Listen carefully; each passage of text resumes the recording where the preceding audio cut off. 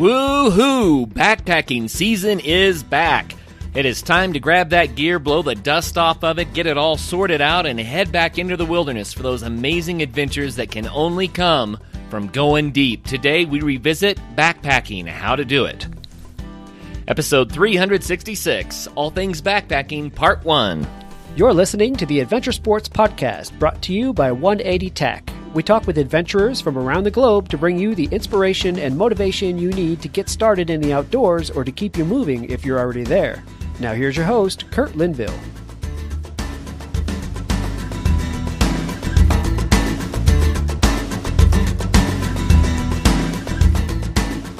Check out bikeparts.com for all your cycling gear. They have a wide selection of over 60,000 bike parts and accessories. Need suggestions or have a question about what fits your bike? Their knowledgeable staff will answer any questions and get you rolling as quickly as possible. If you're in the great state of Colorado, stop by their full-service bike shop, Peak Cycles, in downtown Golden. That's bikeparts.com. Hey friends, Curt here. I decided it was time to go back to some episodes that we recorded about 2 years ago on all things backpacking. These two episodes, Part 1 and Part 2, were the most downloaded episodes ever, and that record stood for years as the show grew. So I know that this show is one that was appreciated. I thought, it's time to bring it back again because the backpacking season is back to the Northern Hemisphere. Without further ado, we're going to dive into rebooting these episodes that we played over 2 years ago. Hope you enjoy it. Please do share these with your friends. And, if you have someone that is interested in backpacking, maybe they just got started or maybe they want to get started, these are the shows for them. So please share these shows. Share these shows with everyone that you can think of that might benefit from it. And thank you so much for listening in to the Adventure Sports Podcast.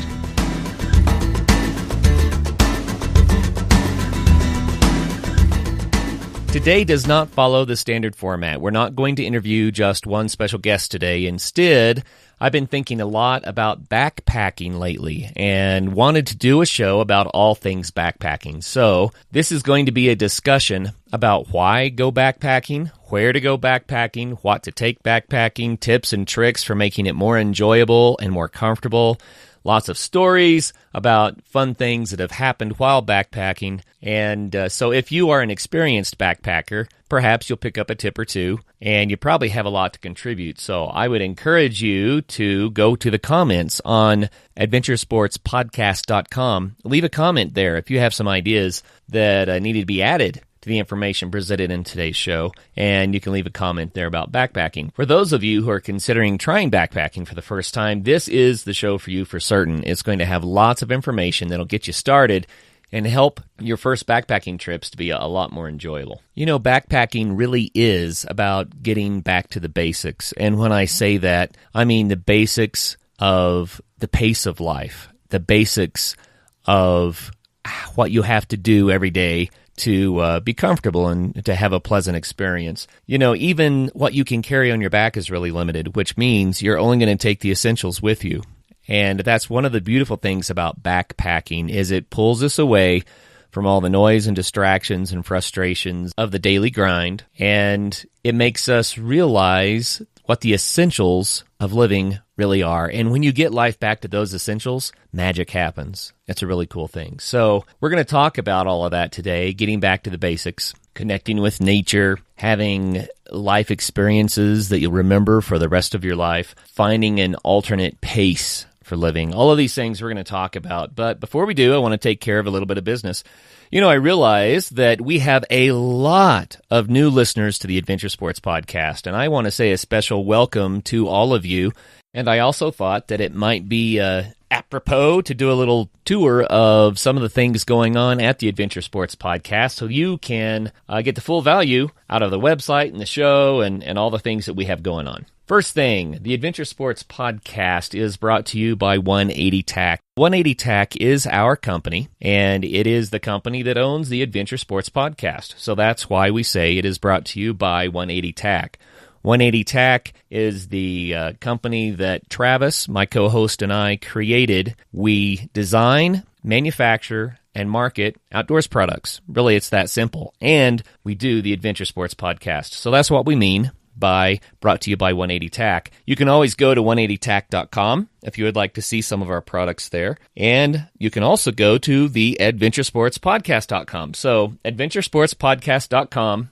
There are a few features that might be useful for you there. So for starters, at the top of the page, there is latest episodes. That will take you to the main page, which clicking on the header of the website does the same thing. That's just so you can see the most recent episodes. Then there is Find Your Sport. Under that is the Adventure Sports Podcast episode categories. And this one I wanted to mention. It's really, really cool. We take the time to index all of our shows. And this show is episode 176. So there are over 176 shows indexed for you. If you click that link, podcast episode categories, then you can sort through by interest and see what kind of shows you might want. So there's shows specifically for backpacking, for motorcycling, for adventure travel, for skydiving, for water sports, for scuba diving, you name it. They're broken up there so you can go directly to the shows that you would be most interested in, but you can also find shows in areas you're curious about where you might want to learn more about a specific genre of adventure sports. So that's really, really useful for new listeners who haven't heard every show.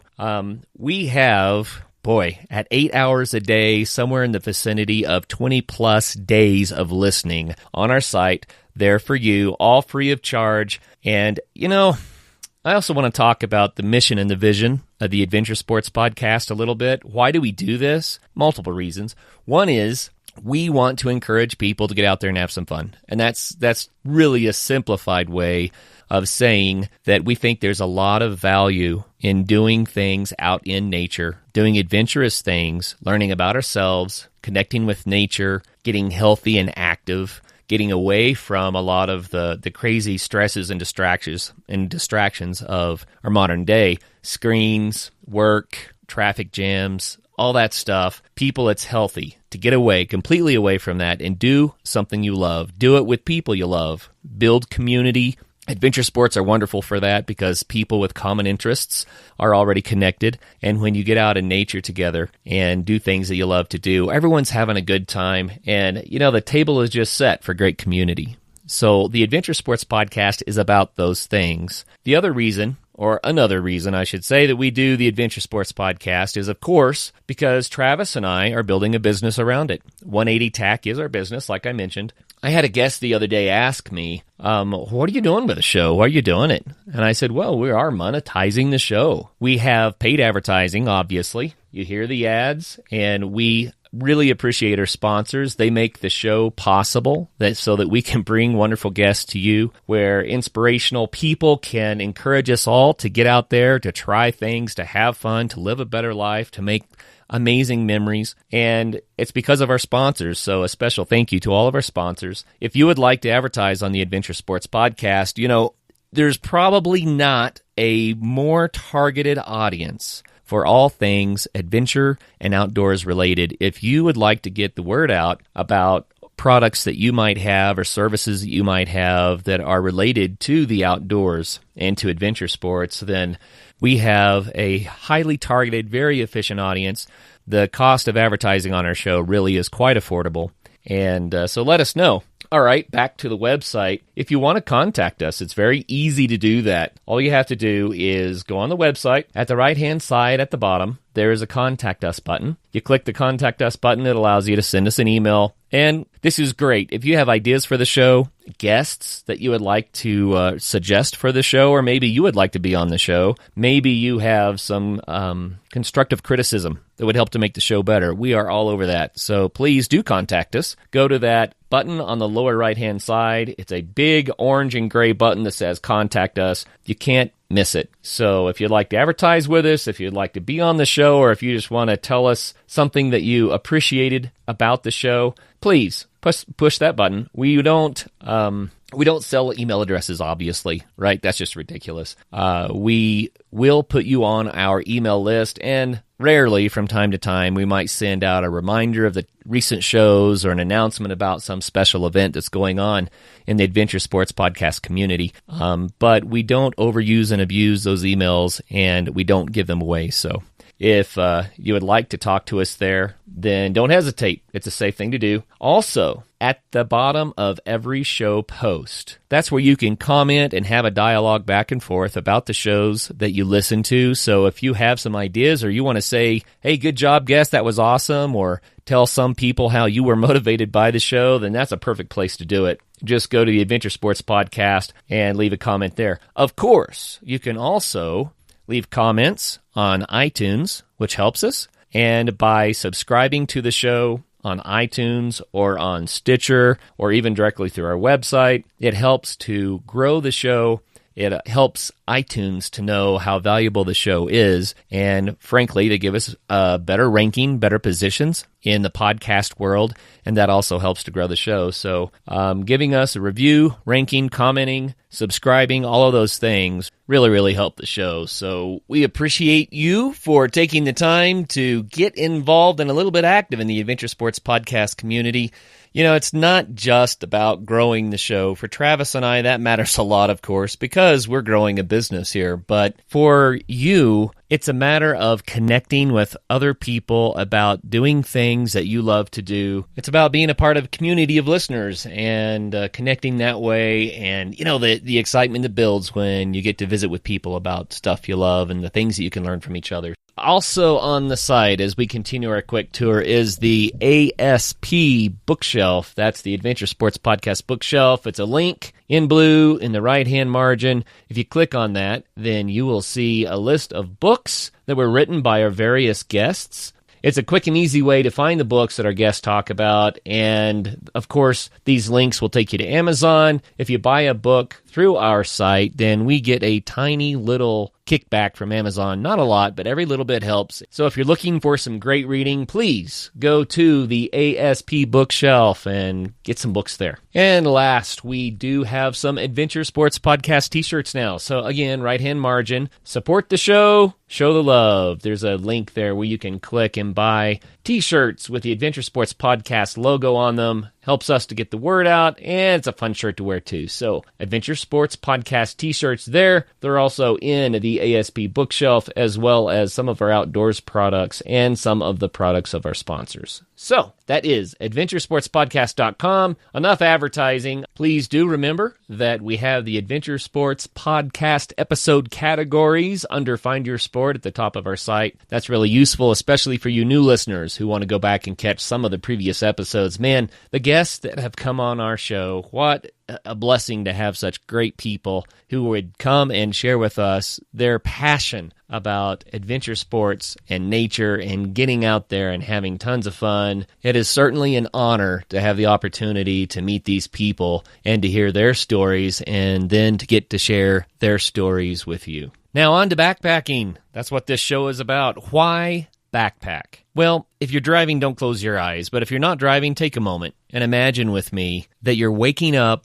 It's early in the morning. There's a warm glow, blue, yellow, orange, whatever color your tent is. You're nestled in your sleeping bag. The air is crispy and cool and clean. What a night you had. At first, it was really hard to go to sleep. After all, sleeping in a tent miles from the nearest road, deep in the mountains, it's not where you're used to sleeping. The sounds are different. The air is different. The feel of the bed is different. But it's exciting, and it's a nice change of pace. And, man, when that owl starts to hoot off in the distance, maybe you get really lucky and you hear a deer as it comes walking through camp. The sound of the stream some distance from the tent that gurgles as it splashes over the rocks, the wind as it blows through the pines, the chill of the air, it can all make for such an entertaining time that it's really hard to sleep. But, you know, you finally did drift off to sleep, but when you had to get up in the middle of the night because you had to go pee, it was hard at first. You didn't want to unzip that warm bag and unzip the tent and slog out into the unknown darkness. But once you got out and looked up, wow, what a host of stars, more stars than the mind can imagine.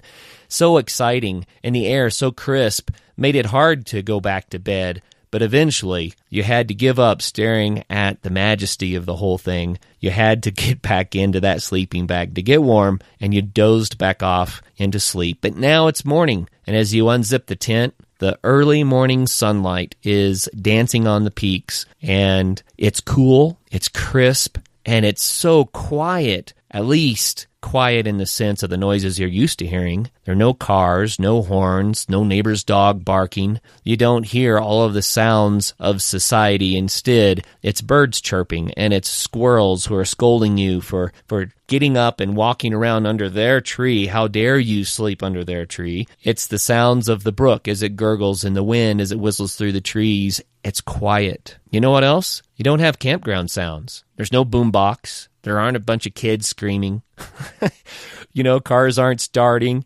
People aren't yelling back and forth to each other. It's not the public party with strangers that most campgrounds turn into. No, this is backpacking. You walk down to that gurgling brook, and this is snowmelt water, really cold, really clean and pure. You dip your fingers in and you splash some on your face. It is shocking, but rejuvenating. You feel alive.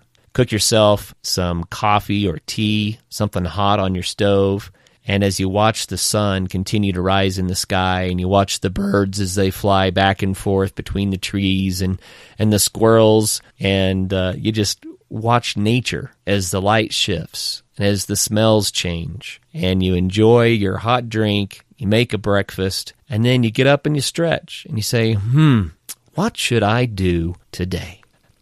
A few days back, we had some of my kids' friends over for a campfire night at our house. And as we were sitting around the campfire, a lot of the people there were backpackers. And I said, why do you go backpacking? What's it about? And here are some of their answers. They said to connect with the wilderness. They said to go to places that can't be reached otherwise, to escape the crowds, to stay in good shape, to find good fishing because it's peaceful, to find yourself, spiritual enlightenment, to calm down, to explore different places of the world and different places of your heart. Do it because you love it and not to prove anything, to connect with nature, and to get used to that natural pace, that natural rhythm of life that can only be found when you go back to nature, to your true home. I'd like to add that there are probably as many reasons to become a backpacker as there are backpackers that go backpacking. And the reason for that is that it's a personal experience. Everybody experiences backpacking in nature in their own unique way. For some people, it's overcoming challenges, I think. For some people, it's pushing their own personal envelope of their comfort in nature, or just wanting to learn more about nature. For other people, it's more of an athletic thing. They want to carry that pack and see how far they can get, and they want to cover the miles. There are through hikers, there are section hikers, there are day hikers, there are people that will try to cover 20, 30 miles in a day because to them, that is the best way to see the scenery. And then there are others who don't even want to cover a mile a day because they like to pause and to observe and to absorb the world around them. Maybe you're a person who's a destination hiker. You just want to go for broke until you get to the place you're trying to be. And then there are other people, they're more about being in the moment, every moment of the day, along the way as they hike. Whatever your reason is for backpacking, it is a fascinating and wonderful thing to be able to do, to carry with you your house on your back, the food you need, all the tools you need to be safe and to enjoy yourself in nature for undefined periods of time. You could do it for a day, a week, weeks, months, with the right planning and the right gear and the right know-how. There's really no end. There's no limit to what you can do enjoying nature in all seasons, backpacking in the winter, backpacking in the summer. It really doesn't matter. It's just a matter of different gear, different knowledge base. Backpacking offers so much. And when I say backpacking, I think of the thousands of different experiences that I've had over the years. It's not like it's one thing. It's about moving life to a different location and experiencing all sorts of things. So backpacking to me it's just a mode to get there. It's a mode to experience, and it's a way to escape the crowds and get really, really close to nature, to go places that you can't see otherwise. And, scenery is a big deal to me. It really is. I have mentioned to people that visit Colorado from out of state. Colorado is known, of course, for the scenic beauty of the mountains and the forests and the streams and all the things that are here. And I say, well, you know how cool that looks from the interstate. Well, then you get on the little 2-lane roads, it gets even better. And then you get on the 4-wheel drive roads, and it gets even better. And then you get on the backpacking trails, and it gets even better. You get to go places on foot where no roads have ever been built.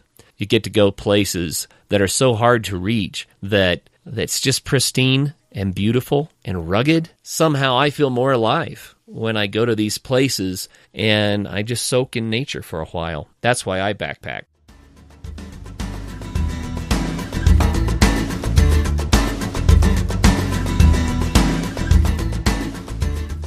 Check out bikeparts.com for all your cycling gear. They have a wide selection of over 60,000 bike parts and accessories.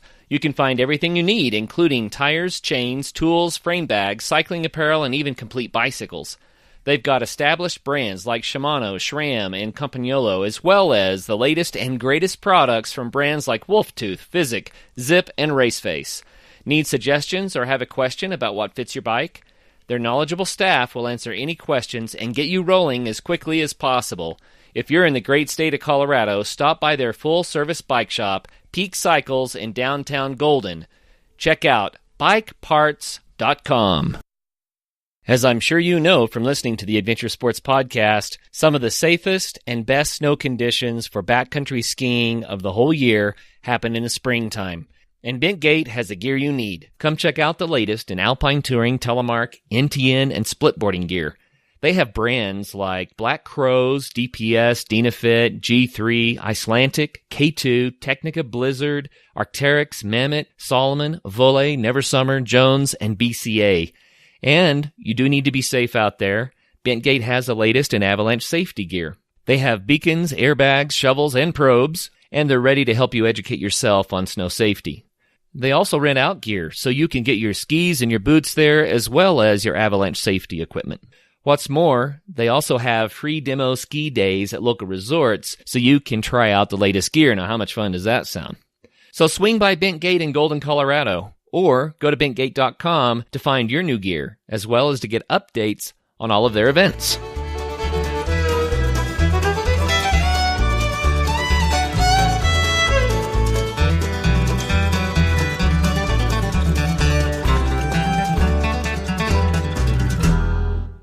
So what do you need to know to get started backpacking? Well, there's a lot to learn about backpacking, and there are all sorts of books out there that you could read, and packing lists and guides and places to go, and, it can be overwhelming, but I think the bottom line is you might want to start small, do much shorter distances than you might first think you could do, just so you can enjoy it more, and then grow into bigger trips, grow into more challenging terrain, and more days on the trail and that sort of thing. But let's get down to the nitty-gritty of backpacking. And, I'm going to start with the fundamentals. Personally, I believe there are two things that if you learn these two skills, then you can enjoy yourself in nature. And it all has to do with comfort. The first skill is how to stay clean in the woods. You don't have to rough it. You can still be civil, and you can go into the woods, stay clean, stay fresh. I think that really matters. Second skill is how to poo in the woods. And I'm sorry it sounds pretty personal, but if you can learn those two things,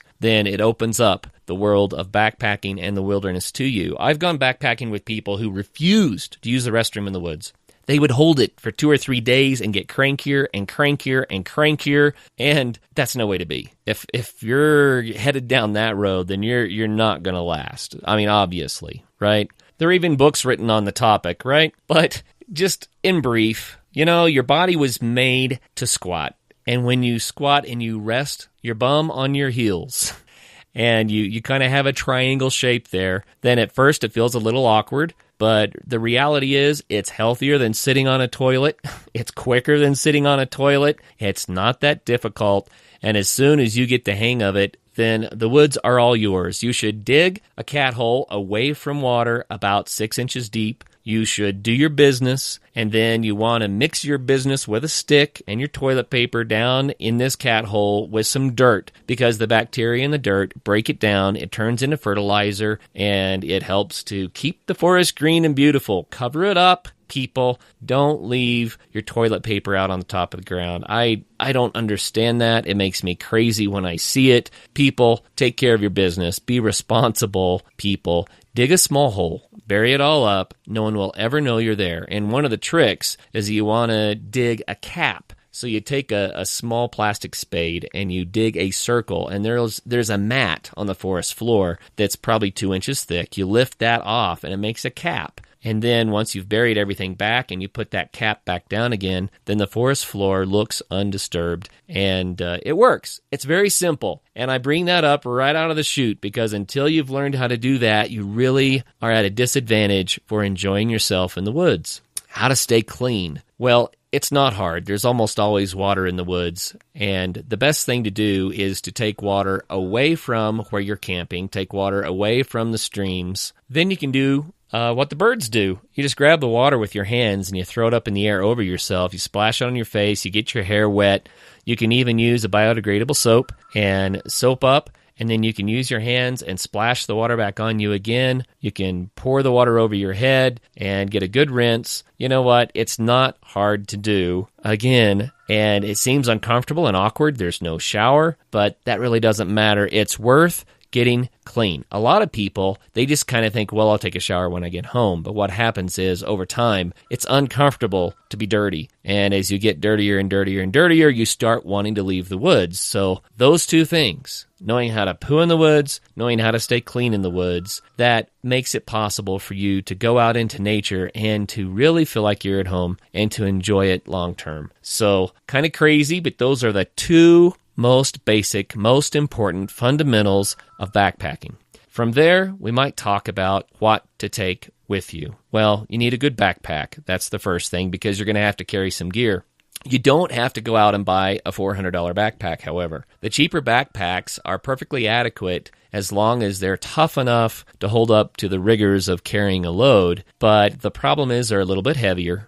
And so you're going to carry a little bit more weight, but that's all right. Maybe try a cheaper backpack for a while, and then as you grow in the sport, you'll start to know exactly what kind of a backpack that you want. But the most important thing is it has to fit you comfortably, and you have to be able to put some weight in that thing and not feel too bound up by it. You got to make sure that the waist belt fits on your waist and that the shoulder straps fit comfortably on your shoulders without rubbing your neck or the back of your neck, because that can get really uncomfortable if you go chafing with, hours of hiking. So you got to make sure that works. Most backpacks today have adjustments so that you can adjust the distance between the shoulder and the waist belt. They have nice padded shoulder straps, nice padded waist straps. You want to balance your load on your shoulders and your waist. And as the day progresses, one shoulder will get tired, so you can loosen the strap on that side a little and load up the other shoulder. Or maybe you feel too much weight on your waist, and maybe you want to, for a little while, put more weight on your shoulders. Try different things. The backpack is dynamic, right? You can change it as you go to shift the load and to rest different parts of your body. So first thing, backpack. How big does it need to be? Well, I like small backpacks, and I like to take less into the woods. And one beautiful thing about a small backpack is you can take a smaller day pack, something really light, and you can put gear in the day pack and then strap the day pack onto the small backpack, and so it makes the size of your backpack quite a bit larger, so you could carry more gear if you needed to for a longer trip. And the bonus is that now you have a day pack, so let's say you set up camp somewhere that you want to return to for a few nights, you can still do day trips with your day pack that you brought into the woods with you. So I think that's a wonderful solution. I would rather have a small backpack and a small day pack than have one large backpack that is not appropriate for the day trips you might want to be doing when you're backpacking.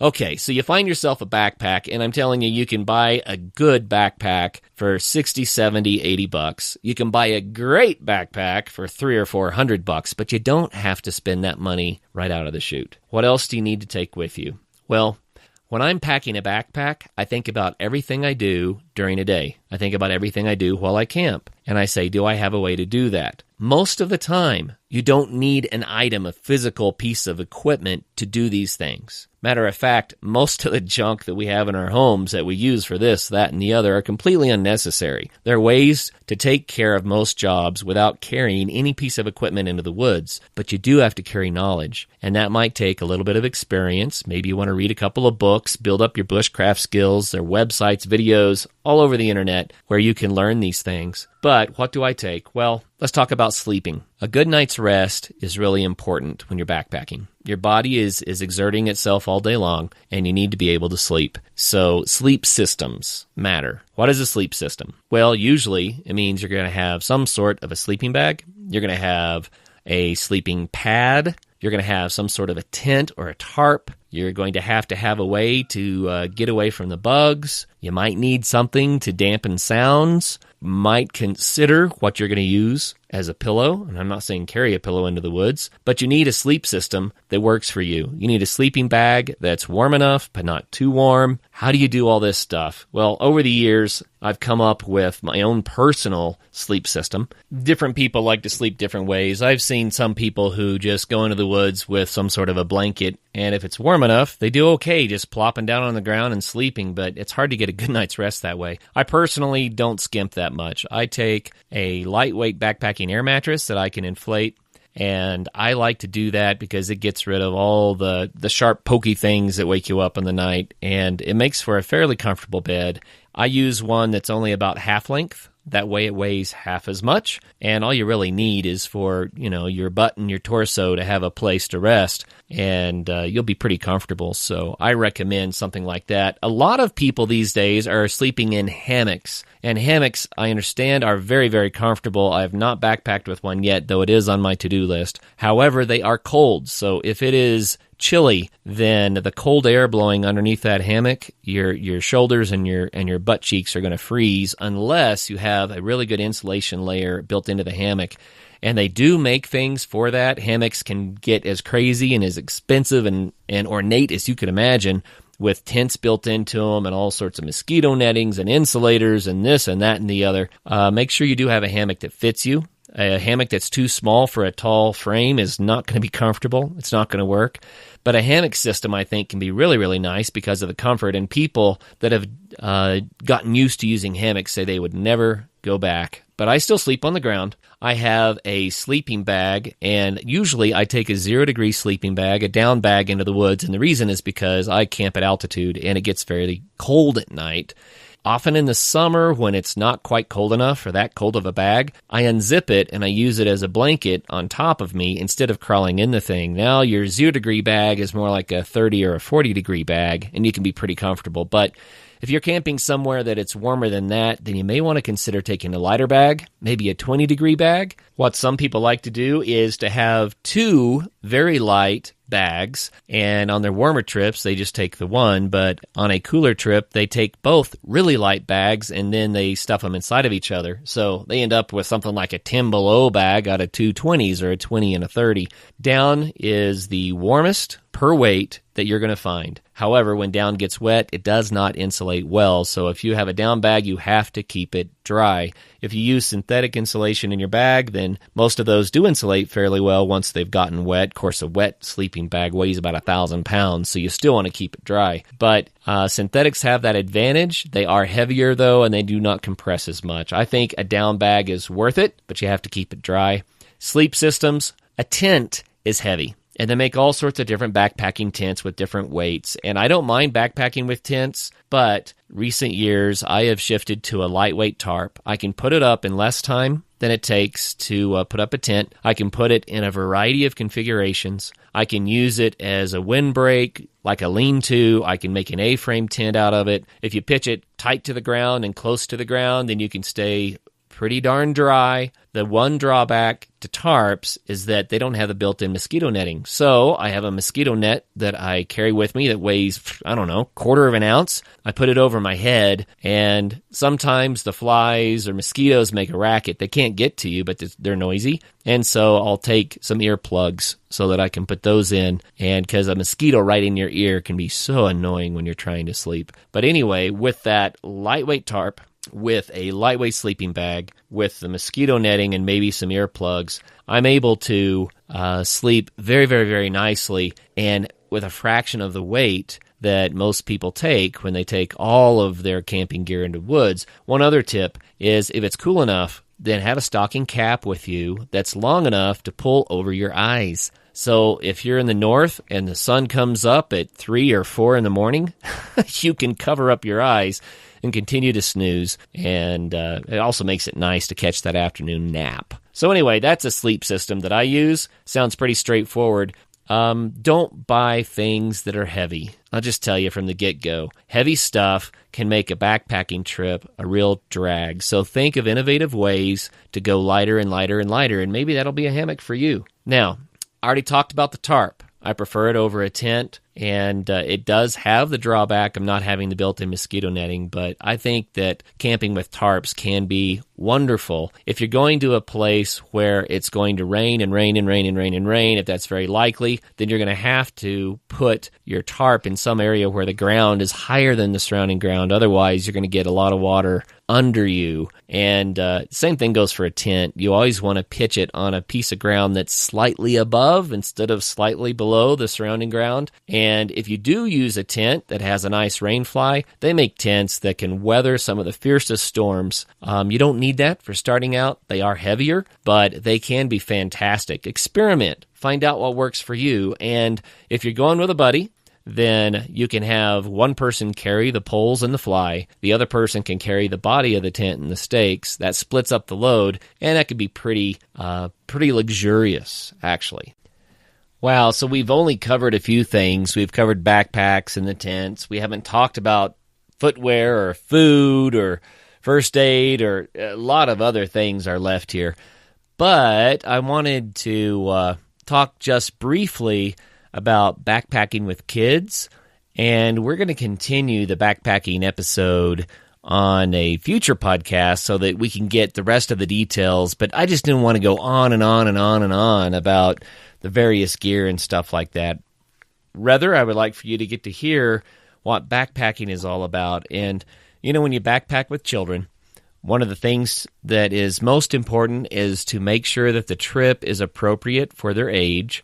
Remember that, you know, grown-ups are all about the destination and the big view and that kind of thing, but kids, they're generally more about experiencing the world around them, their local environment. Instead of the big macro for them, it's the micro. They may enjoy making a hideout under a bush more than hiking that extra mile so that they can see the big mountain view or the waterfalls. So with kids, keep it light, keep it fun. Make sure that you bring lots of fun snacks and that you have games to play and that it's not about the distance.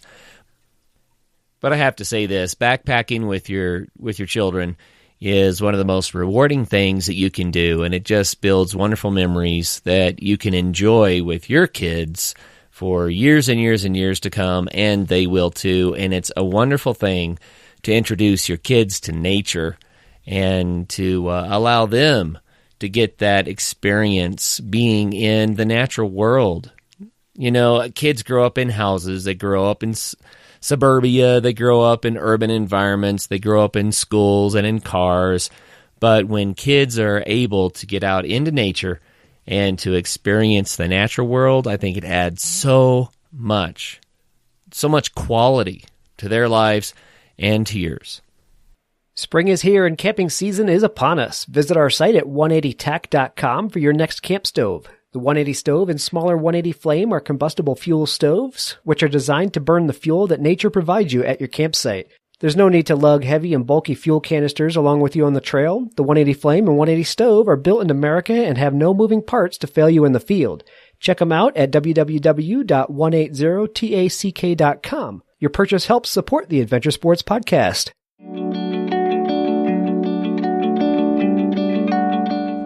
Hey, speaking of backpacking with kids, my son Daniel just walked in while I was recording this, and he started backpacking. Oh, shoot. He was pretty young. How old were you, Daniel, when you first backpacked? I think 11. 11? No, maybe 10. Maybe 10. I usually wait until the kids can at least carry some of their gear. They've got to be able to carry their sleeping bag and their food, or at least their food and a change of clothes. And then that was about the age that all my kids started. So, Daniel, do you remember the first backpacking trip you went on? Where'd we go? Yeah, Forest Lakes. And where's Forest Lakes? It's in Colorado. It's off of Rollins Pass. And it was a fun trip. What are your memories from that trip? Hiking in and seeing beautiful waterfalls and looking out over the lake, trying to fish and not catching anything. You know, what I remember is that there was a snowdrift across the road that had never melted out. And so we thought that it was going to be a really short trip where we'd hike maybe a half mile or something like that. But because of the snowdrift, we had to park way down the road. It added, I don't know, a couple of miles to the trip. Something like that. So as a young kid, you and your younger brother, I ended up going on a bigger trip than we planned, but it was a great time. Well, since that trip where you said, you know, you saw waterfalls and lakes and that kind of stuff, you have been on several more backpacking trips. So let's see if we can remember some of them, all right? So you went to Middle Lake. Yeah. And what was that like?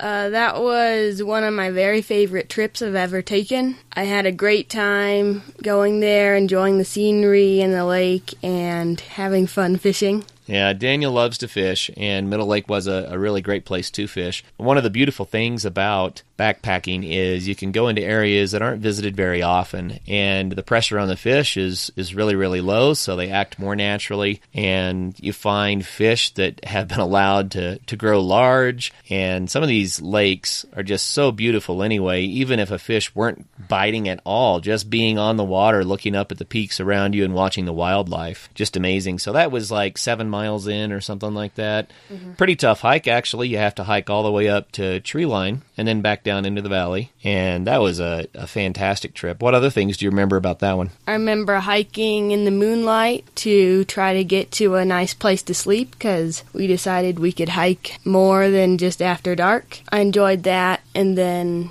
I remember going up to the highest point on our hike and looking way down in the lush green valley and seeing the lake down there, and it was just a very beautiful experience. So what's it like to wake up in the woods backpacking? It's a really cool experience. A lot of times we are waking up before the sun came up over the peaks, so it was dark and then the sun would start shining ever so slightly on the places where we were. And I remember fishing there right before the sun was coming up over the peaks. Isn't it fun? You know, the mountains to the east will shade you so that there's daylight, but you're still in the shade. But then you can see the sunlight hit the peaks to the west, and then you watch that light grow as it comes down the other side. And, you know, it's often kind of cold, shivery early in the mornings. And you watch that sun, 15 minutes, it's closer. 15 minutes, it's closer. And finally, the sun gets to where you are, and it feels so good. Yeah, it does. Isn't it fun to be out there fishing early in the morning like that with the steam rising off the water, watching the fish rise, watching the birds swoop down for their morning drink, and then watching the sun crawl down the mountain? Yeah, it's really nice. Especially with that water, it was just a perfect clear green color, and it was just really beautiful. Yeah, it's cool, too, when you can just watch the fish from yards away swim toward your fly and decide whether or not they want to try to take it. When the water's so clear that you can see the whole action instead of just getting a tug on the line. Yeah, you can watch the fish kind of go through the gravel and pick out things to eat and scoop up insects from the top of the water, and it's really cool to even just watch the fish feeding. I think we also had a ton of fun that trip because there was a fire pit already there. We were able to have a fire in the evening and sit around the fire and swap stories and watch the stars, and it's always nice just to sit around a fire with a group of friends like that. One of the things that I remember about you on that trip is that was the trip where you really came into your own. You had a fairly heavy pack for a guy your size, and you were determined to be strong, and man, you got so far ahead a few times that I was having to work real hard to keep up. And I think part of that is because you knew at the end of the trail there was fishing. And fishing is so much fun for you. But anyway, that was a trip where you really came into your own. Now, last summer, I think the Snowmass trip was probably the biggest one. What was that about? That was about climbing the 14er Snowmass, and we hiked in about 9-ish miles to our campsite, a couple more miles to the top of the 14er, and it was a 3-day trip, and it was really hard and really fun. And this was your first 14er climb, too. Yeah. What would you tell people about climbing a 14er? It's a really cool thing to do, and especially this one, it was really fun to hike up all of the snow on it, and then the top is just kind of jagged rocks going up to a peak, so it was a really cool experience. How did you get off the mountain? We glissaded down a lot of it. Glissading. So some of you may not even know what glissading is. Glissading is when you essentially sit down maybe on a tarp or even just on your pants and you slide down a steep snow slope. And you got to be careful. Obviously, if the season's not right, you could trigger an avalanche. You could also glissade and get going so fast you can't stop. And glissade off a cliff or onto a pile of rocks, not a lot of fun. But where you have good, safe, solid snow, it's an awesome way to get down a mountain. You just plop down and start sliding, and usually you don't go all that fast. Maybe you get up to 20 miles an hour, but it feels like 120 because the snow's flying up in your face, and sometimes it's even hard to get a breath because you open your mouth for air, and it packs full of snow, and you get wet, of course, a little bit cold. But if you kick in your heels real hard, usually you'll stop and pop right up. But if you're in an area where you have a little bit more higher consequences for glissading, then you better have an ice axe and know how to do a self-arrest. That's where you bury your ice axe in the snow and roll over on top of it so that your body weight pushes it into the snow, and that anchor will stop you quickly and will save your life. So anyway, where we were, we didn't have to worry about stopping in a hurry because the snowfields went on and on and on and on and on and leveled off at the bottom, so we knew we could just go. But how far do you think we slid? Like 200 yards? Yeah, per slide, but we did a lot of different slides too. Yeah. We probably covered close to a mile by the time it was all done. What do you think? Yeah. I don't know. So we did a trip report for the Snowmass trip last summer, and you can find that by going to episode categories, and you can do a Control F and type in Snowmass. It'll pop right up, and that's where you can hear Daniel talk quite a bit more about the details of the trip. And I also mentioned on there, Daniel is an expert fly fisherman. He is one of the best fly fishermen that I personally know. If you would like to learn more about fly fishing and you're around Colorado, then I'm sure Dan wouldn't mind taking you out and showing you how to get started. Last summer was also pretty cool because you and your older brother went on a trip, just the two of you. Caleb was headed to college, and, you know, after being in our family, living in the home for 18 years, to have him going into another state where we knew we wouldn't see him every day, that was kind of a big deal for our family. But it was so cool because Caleb took you on a backpacking trip, and you guys went into, let's see, it was the Eagle's Nest Wilderness area, right? Yeah. And where'd you go? We went to Upper Slate Lake. It's a fairly long hike getting there. It's really pretty. You get to go by some creeks, and the last part of the hike is really hard because it's a very steep hill, and you're just kind of hiking up pretty much a cliff to get to the lake, and then suddenly the lake is just there, and it's a nice big green lake, and it's really pretty. And above that lake, there is a chain of waterfalls that comes down, cascading down, and my brother and I hiked up there, and somehow above the waterfalls there's this lake that had fish in it, and it seems to me like no fish could ever get up that waterfall, but they were there. And how some of these fish just appear in lakes is kind of a mystery, but it was a really cool, kind of tiny, shallow water area up there. And above that, there is a high lake up there called South America Lake.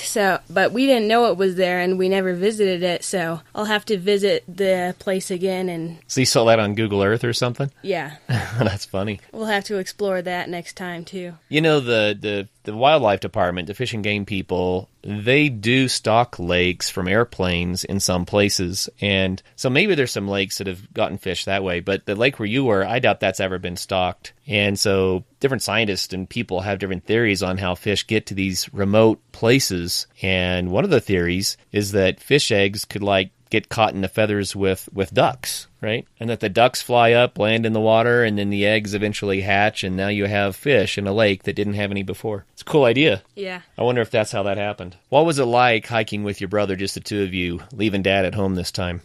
It felt a little bit different, but it was still really fun. I had my brother to keep me company, so... Well, I can say as the dad, I knew you guys would be all right because you're well-trained on wilderness skills and what to do, but it was hard to watch you head out on your own and wonder what you're going to experience and not be a part of it. And it was sure nice when you came back home again and you got to share the pictures and the stories. So very cool. So what do you think about backpacking, Daniel? You're a young guy. You've gone on some really epic trips for your age. Do you think backpacking is something you want to keep doing, or are you done with it? I absolutely want to continue because it's one of my favorite things to do. Why backpack? Why do you like to backpack? I love to enjoy nature, and I love the feeling of accomplishment after hiking a long way, and I enjoy exploring the places I go to and seeing all the different animals. Yeah, it's pretty fun. Thanks, Dan. I appreciate you telling us what it's all about. So now it's Luke's turn. Luke is my youngest son, and Luke started backpacking when he was, 8, maybe? I think 7. 7. So we wanted to share some experiences that we had going to Lake Macquarie. Luke chose this as his favorite backpacking story. So Lake Macquarie is near Jones Pass, which is in the Front Range of the Rockies. And to get there, you have to go over the top of, it's nearly 12,000 feet high, and the road is closed most summers, all summer. Some summers it melts out and you can actually drive over, but most of the time you're going to be hiking over this high mountain ridge and dropping down into a deep mountain valley, and that's to get to Lake Macquarie. So it was one of Luke's first backpacking trips, pretty darn aggressive. And we got in over our heads a little bit. Luke, tell us about it. So it started out as a great day. I was really excited. And so we were hiking over the mountain to drop down into the lake. And we took longer than we wanted to. And turns out at about around 8 o'clock p.m., we hadn't gotten to the lake yet. And we needed a place to camp because we were still on the side of the mountain. And we couldn't think of what to do, and so we thought, I bet we should probably just go up on top of the mountain and camp up there. Yeah, and let's tell what happened, how this happened. So what Luke's saying, on the side of the mountain, it was super, super steep. It was so steep you really couldn't keep your footing. There was definitely no place that you could throw a sleeping bag, right? Mm-mm. And when it got dark, it got really dark, and our flashlights just couldn't see far enough. The concern was that if we kept going down, we knew there were some cliffs, and we were afraid that it would get steeper, and then we would start sliding down the mountain and not knowing where the cliffs were. That was a really bad thing. So that's why we decided we had to go back up, because we had to find a place where we could camp. Yep. And on the way up, we found a ski slope, and going up that was not fun, and it took us... we finally got to the top of the mountain at, I think, 11 o'clock at night, and, it was really crazy, but we were all exhausted, and we were just ready for a sleeping bag, so it was a great experience. We got up there, and the wind was howling, and we're way above tree line, and it was cold. Mm-hmm. It was a beautiful night. Thankfully, we had great weather, but it was very cold, and I just laid everybody down and threw a tarp over you guys, and then I used some tent stakes to anchor the tarp down, and your sleeping bags were under the tarp, of course, and that was just so the wind would kind of blow over the top of the tarp instead of on you. There's no way we could pitch a tent. The wind was too crazy up there, and it didn't take long for everyone to be asleep, but I laid there awake that night looking at the stars. I so rarely get to sleep that high up in a place with no light pollution. And the sky, unbelievable. I couldn't believe all the stars. And people say that until you've seen it. There's so many stars, it's like a cloud of stars. It's not like you see a star or 1,000 stars or 10,000 points of light. It's like a cloud of lights that are just glowing in the sky. That's a good way to explain it. It was really, really beautiful. What was it like waking up there? Amazing. Well, the view, because we were at the top of the mountain in the early morning with the sun just rising over the peaks. It was so amazing, and all the colors of the vegetation below and everything was... there's not a word to describe it. It was so cool. It was kind of fun, too, because before daylight, a mountain goat came by to see what we were up to. Oh, yeah. I woke up in the middle of the night and just hear a bunch of sniffing right behind me. And I'm like, oh, dear, what is that? And it was a big billy goat, and he he moved away from us by the time we got up, but we saw him off in the distance, and it's just kind of funny to have an experience like that. Yeah. And then on the way down, what happened with your backpack? Right, so on the way down, I was wearing my jacket, and the air had warmed up, and I was getting pretty hot, so I was taking off my jacket, but I didn't want to tie it around my waist because that always feels awkward to me, and so I was thinking I'll just put it in my pack. And so I take my pack off and find a rock ledge, set my pack down, and start putting my jacket in my pack. And as soon as I zip up my pack after I put my jacket in, it just rolls down the entire mountain. Mountain is right. It went down, 500, 600, 700 feet? I don't know. It was all the way to the lake almost. That's how steep this mountain is. Once it started going, it just kept going. Yeah. But luckily, it was zipped, and Luke was able to get all of his stuff back, and it worked out. So I did burst my container of mandarin oranges, though. No mandarin oranges. And then we stayed at the lake that night and did some fishing. And what was that like? Really cool. It's a beautiful place. I love the wildflowers, especially in that valley. Thousands of different kinds of flowers, every color of the rainbow. Yeah, beautiful. So what do you think it's like to spend the night in the woods as a kid? Nothing I've ever experienced before. I mean, I've done it plenty of times, but it's something. It's really something. When you say something, scary, exciting, fun, different. All of them. All of them. Well, Luke, I tell you, I sure enjoy backpacking with you. Now, what do you think of backpacking? Is it something you want to keep doing? Oh, yeah. I think it's fun to reminisce about our backpacking trips because for me, that's a lot of what it's about. It's about making memories with you. And these are memories that I'm going to treasure for the rest of my life. So, yeah, me too. Right on. Well, we'll backpack some more this summer. Yeah.